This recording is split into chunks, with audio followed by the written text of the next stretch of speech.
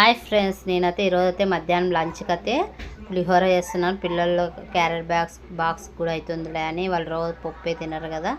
ఒక spoon oil వేసేసాను. Oil ఎక్కినాక అయితే ఉద్దిపాయలు, శనగిత్తనాలు, ఒట్టిమిరపకాయ వేసేసి బాగా ఎర్రగైనాక అయితే కరివేపాకు వేసేసాను. కరివేపాకు వేసేసినాక అయితే ఇక్కడ చింతపండు పులుసు అయితే పిండుకున్నాను. ఎక్కువ వేసుకుంటే టేస్ట్ సూపర్గా ఉంటుంది. నేను బాగా ఎక్కువ వేసుకున్నాను చింతపండు పులుసు అయితే. అంత వేసేసి కొంచెం పసుపు వేసేసి కొంచెం ఉప్పు వేసేసి బాగా కలిపేసి బాగా ఉడికిచ్చి అయినాక దగ్గరికి అయినాక నూనె తేలినాక అయితే తీసేసి వేడివేడి అన్నంలోకి పులిహోర వేసి కలిపేసాను. మొత్తము కలిపేసి లంచ్ బాక్స్కి అయితే పెట్టేసాను. చింతపండు పులిహోర మాత్రం చాలా బాగుంది. ఒకసారి ట్రై చేయండి. చింతపండు మనం ఎంత వేసుకుంటే అంత బాగుంటుంది టేస్ట్.